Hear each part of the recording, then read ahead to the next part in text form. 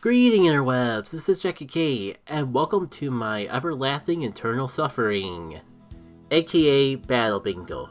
But oh boy, is this that Battle Bingo treat. There's a reason why there's so much delay out of this one, out of all the recordings I've had. And that's just only an omen for things to come. Good golly good drop. Can I do literally any other board instead? As you see here, this was actually recorded before the Dragon Knight card. However, there's a good reason why I didn't upload this. Heck, I didn't even edit this until after the Dragon Knight board was done. You see, this is technically the first Battle Bingo board that I don't beat on video, cause technically I beat it already. But thanks to some issues caused by human error, I don't have the footage of me beating it. The best I have for you all is the first attempt I had against the board. And I would just go back and re-record it for you all, and trust me I tried, but we'll get into the reasons why that's easier said than done after the first attempt on this board. I think it'll be only more fitting to actually go over it then. Meanwhile, the gimmick of this board. Oh boy, the gimmick of this board. Essentially, the game tells you up front that your Pidegot is useless, and the only way you're going to make any progress on this board is to immediately start catching the other Pokemon you run into. So, knowledge of the board is key for success, because you have to know immediately where to start if you have any hope for winning. I just want to emphasize that. You have to know the board to win. Technically, that can be applied to any of the Battle Bingo boards, especially in XG, but even more so for this one, which makes it kind of hilarious for everyone but me that this was the one board that I had to re-record footage of. If you know Pokemon XD even better than I do, you already know why. For the rest of you, let's just say this is very blunt foreshadowing. Before y'all click away from the video, I do want to assure you, this will be a full showcase of the Battle Bingo board and what you get at the end. Regardless of the footage issues, you just won't see me win the Battle Bingo board, and I just want to be upfront about that. I do showcase every single battle on the board between the various attempts I have, thanks to one, if not multiple of my attempts, making it all the way to the end, minus the very last Pokemon. So on the bright side, that makes things very easy on me on the editing end, because I just have this clip, a funny little clip that happened in one of the other parts, and one full attempt in of itself, and basically showed off the entire Battle Bingo board, minus the part of me winning. Which is unfortunate, but at least this is the next best way to approach it if I can't actually beat the board. Only downside is that I'm afraid that the footage I show doesn't really emphasize the pain and agony I went through way too many attempts on this board than I could count, because so many of the attempts are just so redundant, they weren't even worth showing. Maybe I'll just show me failing just to prove how many failed attempts there were, we'll see. But you can just bet that regardless on how long or short this video is, the time I spent to not even succeed on this board was much longer than this video makes this seem. So, now that I got all my Battle Bingo rage out of my system, what do we kill the time with? I guess I could go into a little more detail of what I meant of Pidegot being completely useless on this board. As you saw in the beginning, they're all things that hard counter Pidegot. You got Steel types that just wall the Flying type move. You got Rock types which wall the Flying type move and do super effective damage. And you got Ice types. Take a wild guess what they do to Flying types. So, the fun of the challenge comes from the fact that you're down one Pokemon before you even start. Which is a bit of a shame, because I actually like Pidegot. It's one of my favorite Pokemon from the second generation. Actually, out of the Flying types of that gen, it is my personal favorite. That being said, the one thing I don't like about Pidegot was whoever made the decision to pronounce it Pidegot instead of Pidgeot. I can understand how it looks more like a Pidegot than a Pidgeot. But follow me here, it just got more natural flow. You go from Pidgey, Pidgeotto, and then Pidgeot. You keep the whole Pidgey part of the name throughout the entire family, and it makes perfectly logical sense that way. So when I was a kid, I called it Pidgeot. Growing up, it was Pidgeot. I don't even remember when I started even attempting trying to call it Pidgeot. Probably sometime after I started getting into the internet, because that's the way the Pokemon community is. A stickler for every little detail, even the details that don't really matter at the end of the day. But despite all of that, it'll be Pidgeot in my heart. In fact, I might have already accidentally said Pidgeot when I meant Pidgeot in this very video. I don't know. I'm just shooting the breeze. I forgot what I already said 5 minutes ago. In fact, maybe if only to get a little bit more joy out of this video, because I know I need all the support I can get. Maybe I'll just refer it to Pidgeot for the rest of the video, just to make myself happy. We'll see if I remember to do so. The commentary is just like thoughts on the wind. Here for 1 second, gone the next. Doesn't help that I'm pretty confident that this is going to be divided up between 2 recording sessions, only because I'm recording this so late as is, so who knows when I'll get back to finishing this, and who knows how I'll feel like pronouncing the bird's name when that time inevitably comes. Speaking of birds, it is kind of nice to just completely wall a Pokemon. You think that Pidgeot would be good for... There I go. Saying it the right way when I'm trying to say it the wrong way. If I even want to say it the wrong way, I don't know. But yeah, you would think that Pidgeot would be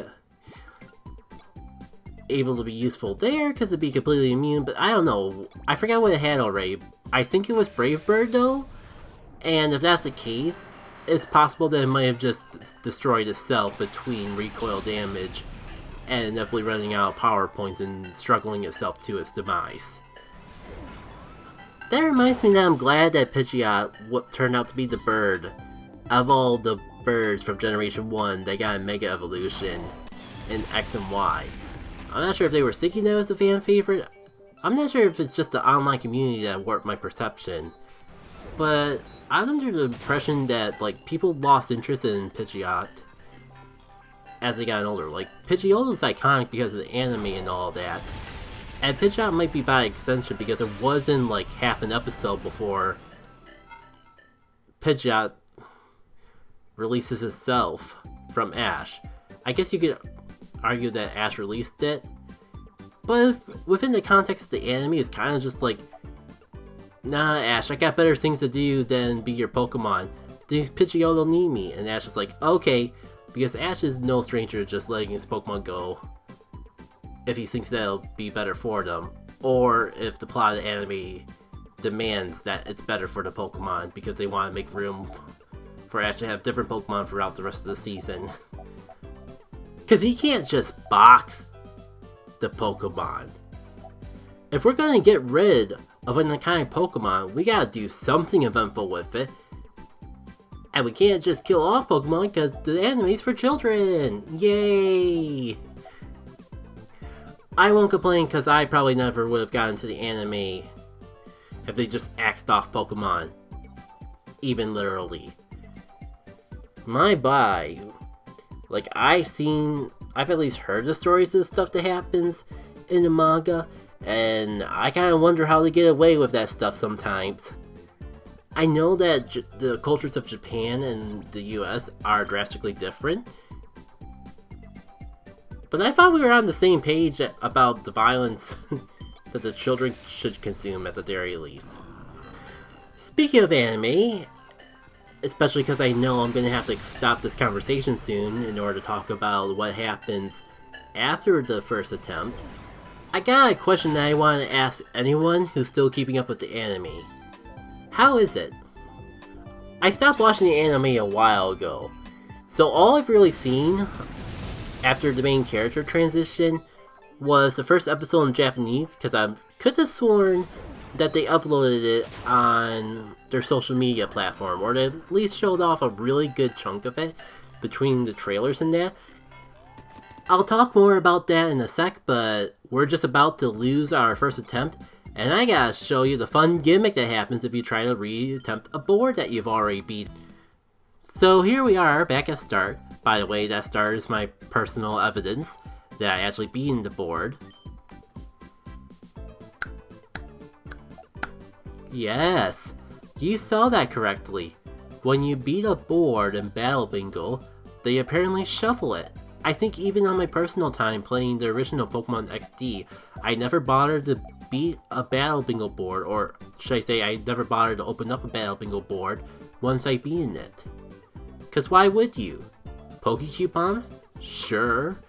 But you could also get that from Mount Battle, and you probably get more coupons than you'll ever actually need if you're going through all the floors of Mount Battle anyways. I'm not 100% sure if it resets every time you attempt the board again. But I'll just gonna be upfront and tell you right now that it doesn't really even matter. Because for the sake of saving my money, most times if I'm failing the board, I'm just resetting the console and starting over from beginning. So every time I've attempted this, the board gets reshuffled. So I can even plan out a strategy with this new board setup if I want to, because for me, it's essentially randomized every time I attempt it. And that's why this board was a living nightmare. Okay, come on, you're letting the rage get to you again. Deep breath in, deep breath out. We're gonna break the tension of this miserable board by showing off a funny. Speaking of funny, it's kind of perfect timing that we're getting this Steelix right as I'm about to make the transition. Why?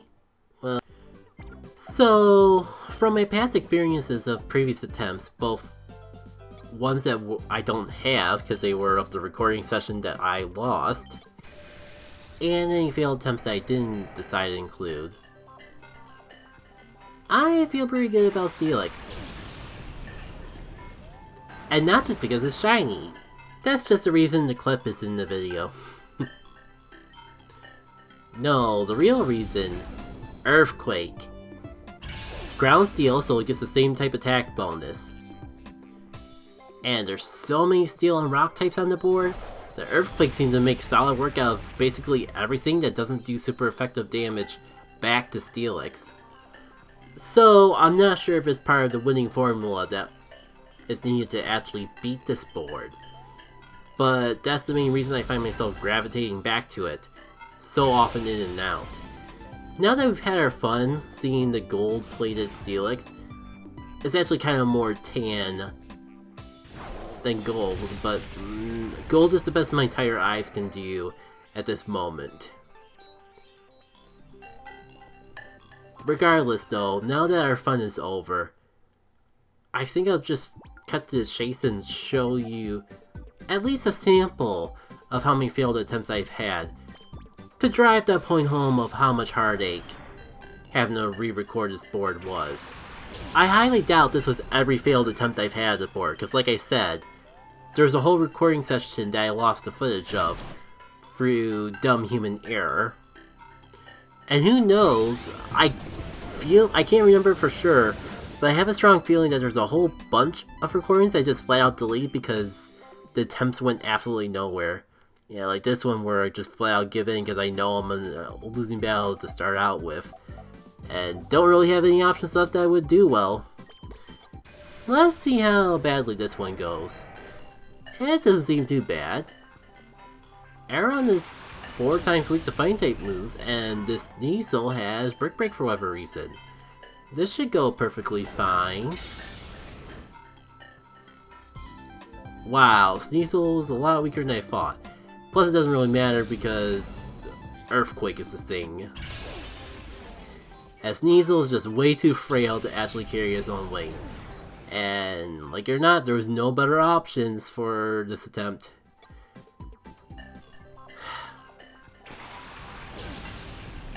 It's a bit of a shame that even with the Steelix, my victory isn't guaranteed. It's a Reggie. Just see for yourself.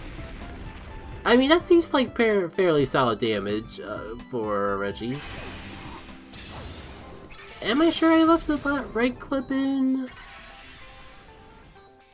Because I should be able to two-shot it. Oh, cool. I guess there was a speed tie, so I decided to just go first this time. Thanks, RNG. Thanks a lot. So much for being calm. I told myself that I would be a bit more calm once I got the ranting out of my system. Because I'm recording it late. Ah, whatever, it's a Friday night. I got a gut feeling that mostly everyone's still up. And I'll just have to work on going forward to better myself. No, this is not how it ends. Okay, I thought I just got flinch hacked to death, and that was the main reason why this attempt failed. I don't like the fact that we're one Hydro Pump away from winning, and this is still in the fail montage though. Good dang it. And all I gotta do is hit the Hydro Pump, and oh. This is the problem with Battle Bingo. A cool concept, but when things still fall to RNG, it kinda makes you wonder.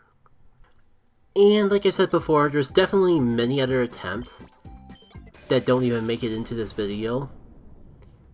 I know for sure because there's at least a couple failed attempts and a successful attempt that I lost a recording of, and even without that, I'm fairly confident that there's still some attempts that I just didn't think were worth recording or saving the recording of. Why did that have to be why does this have to be the best attempt I have? That video glitching did not feel like good omen. But yeah, as I alluded to in the beginning, this attempt is the best one that I got. So we're going to just watch it through from beginning to end. So you get the whole experience of the board. Maybe I can at least be a little more sneaky and cut out any audio skips. But yeah, I promised you all a little bit of Pokemon anime talk, didn't I? Let's see what happens first. I get distracted or I exhaust my very limited knowledge of the Pokemon anime. Last I seen of any footage from the anime was when they were first premiering it in Japan, and it was all over social media. I forget how much, it seemed like they had at least a piece of the first episode uploaded on their YouTube channels. That's that's the majority of my exposure to the Pokemon anime as it is now. And from what I've seen, I really like it. The main reason I don't keep up with it has nothing to do with the show itself. I've just never really been good with keeping up with television. Don't really got Netflix, Hulu, or Disney Plus. In general, I try to keep the number of subscriptions I have to things down to as much of a minimum as possible.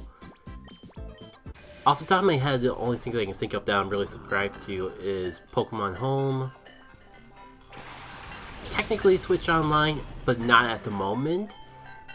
I figured that I wasn't using it enough, so I'm taking a little break and will resubscribe to it once I actually feel I have enough time to play the games on the Surface, because I haven't played multiplayer in years. Wow, this has gone from talking about the anime to just completely tearing apart any amount of dignity that I might have already had. Whatever.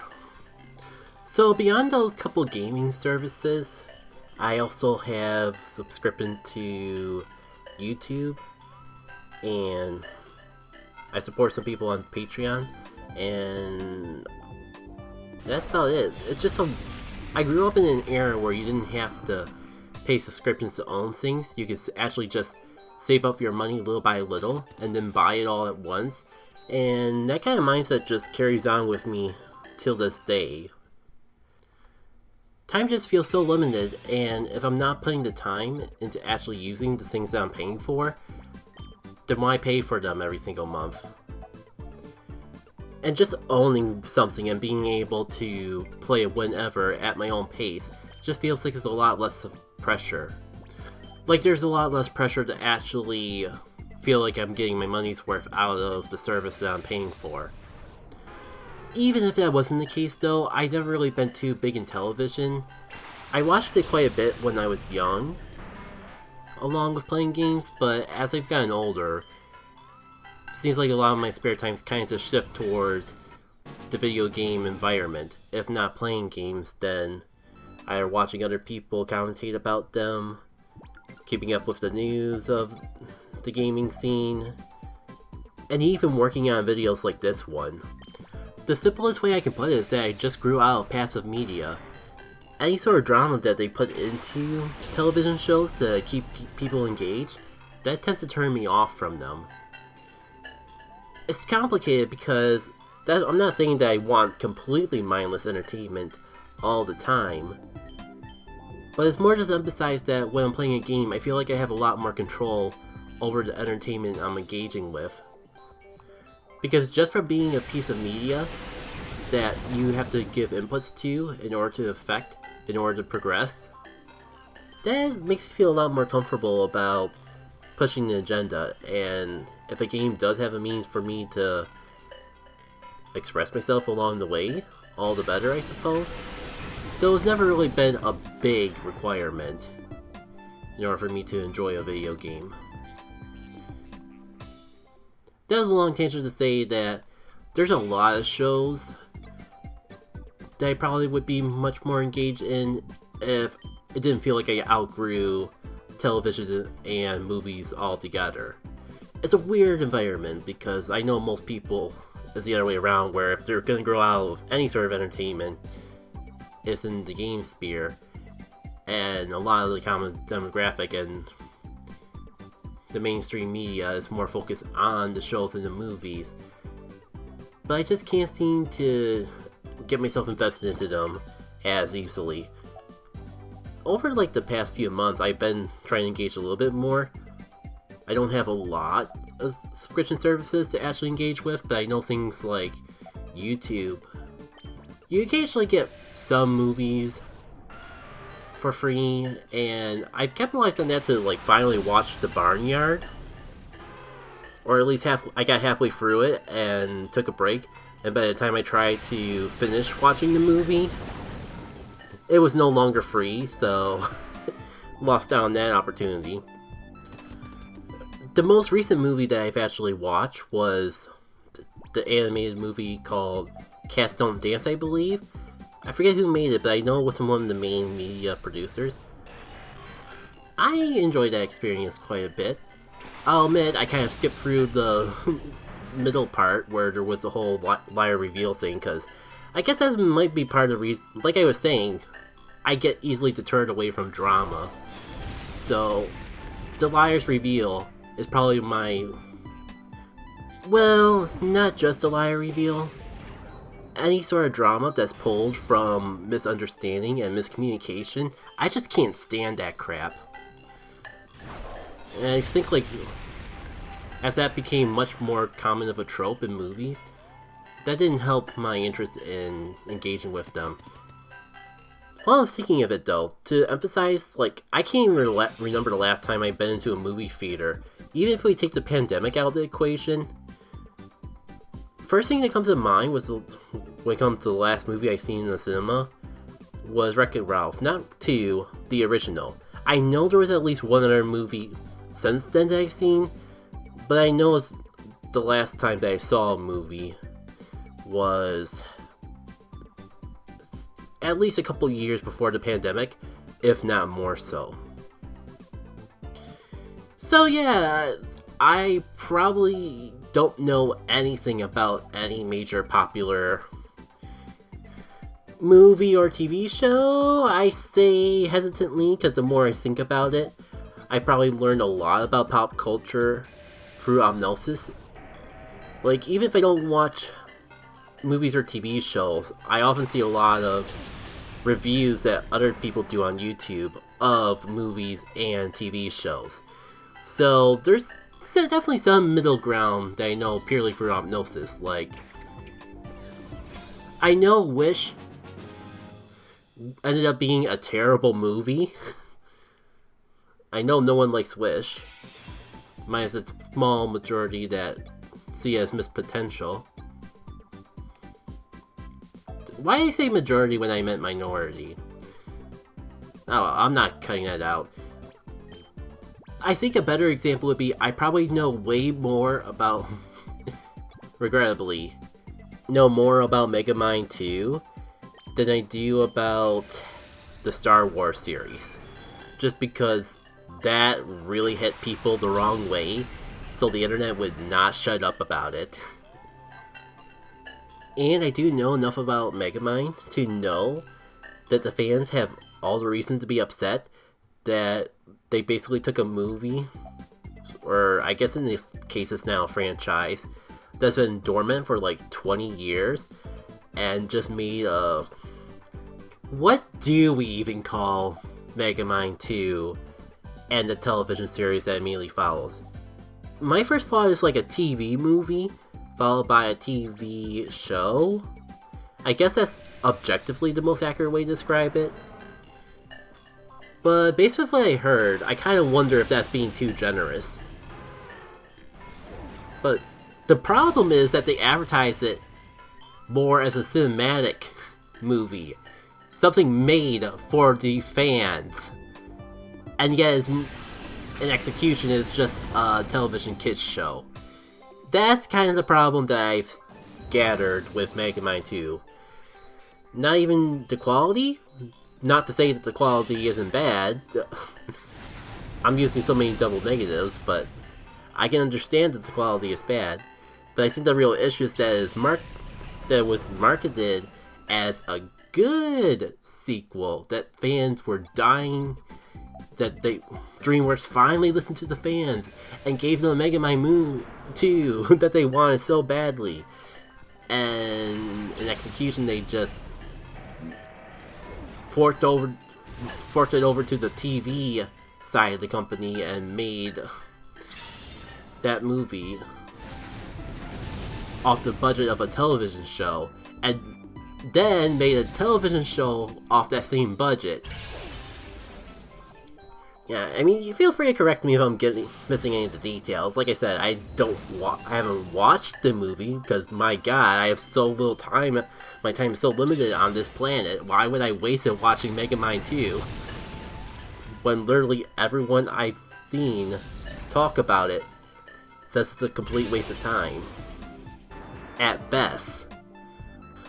The only positive thing I've ever heard about Megamind 2 was from some smaller channel that I unfortunately can't remember at the moment, saying that the girl was a cute concept. I don't even know if they actually liked the girl, but they liked the concept of her having parallels to Megamind, because they both grew up in a bad place, then were left with the impression that they couldn't be good. And she was able to turn her life around because Megamind was able to turn his life around from supervillain to superhero. And from it being described to me like that, that does sound like a cute concept. Someone else actually seen the Megamind stuff can feel free to let me know how accurate that actually is. I don't know, I kind of want to hold on to the concept that even the worst of something has something positive to redeem. Speaking of positives, wasn't I talking about something completely different? Something that I said that I would finish my thoughts about before we reach the end of this battle bingo board? Oh yeah! The Pokemon anime. That was a really long tangent to say the most I know about the anime was that the main protagonist is Lyko, and from what I've seen of her, she seems like a really good character. Fun to watch, singing adventures, and semi-serious villains, and from what I've seen in the previews, they seem completely serious, but I did see some clips floating around YouTube that kind of put them more in silly Team Rocket light, so I guess they have the best of both worlds. It seemed like they were telling an interesting story. I appreciated the meta elements, they weren't too intrusive, but they were in that kind of volume that I kind of like. Man, if we had more time, I could probably just go over my thoughts of meta-narrative and either fourth wall breaking or fourth wall nudging elements in media, because I find that to be a fascinating subject. And it's kind of interesting, something I've always been interested in, but I feel like my tastes have become more specific over time. Simplest example I can think of is Deadpool. Like, ironically, when I was young, I thought that was kind of funny how Deadpool would, like, talk about how he's aware that he's a comic or a movie character all the time. But then, like, I saw a trailer for the latest Deadpool movie, and I'm like, oh, cool. He's talking about Disney because this is on a Disney platform. Whoop-de-doo. So I guess my thoughts kind of, like, I don't know if it's matured or changed, but I don't think Deadpool as a concept appeals to me as much as it used to. But again, I don't think we really got time to dive too deep into all that. The overall picture is that everything I've seen from the Pokemon anime so far, as limited as it is, seemed pretty cool, and if I was more into TV and streaming wasn't such a mess to search around for stuff in, maybe I'd try it out. Like, if it was available on YouTube, since I'm paying for that anyways, maybe I would watch the first episode or two, just to see how I feel about it all. But something tells me I'm never going to get around to it, which is unfortunate, but I just hope that the anime fans are enjoying it for me. Just in time. Finished up my thoughts and feelings just in time to get bodied by the Skarmory and end off the Battle Bingo board altogether. Wow, okay. I didn't realize I just rage resetted. Anyways, don't mind the inconsistencies. I'm gonna just reuse the clip from the Dragonite video because the price you get for a completed Battle Bingo board is exactly the same as it is for Dragonite. It's just a rare candy. So it was nice that I got it, but I don't feel too upset about not actually recording it. Granted, I am still a little salty that I lost the recording, but what you gonna do? So that's it for this episode of Battle Bingo, aka the episode that I promised talking about Pokemon anime, but kind of get off on a tangent to why I'm the way I am about non-video game media as a whole. I'm gonna say this now because I'm definitely not gonna renumber later. Please leave a comment if you want me to continue any of the tangents that I brought up in this video, especially because I'm not gonna renumber anything I talked about by the time I uploaded this. So if you want to hear me dive into the talks of how I felt about meta-narrative and media growing up versus now, a comment about it would be a good reminder. But I'm going over the length of the video at this point, so thank you all for tuning in, and take care.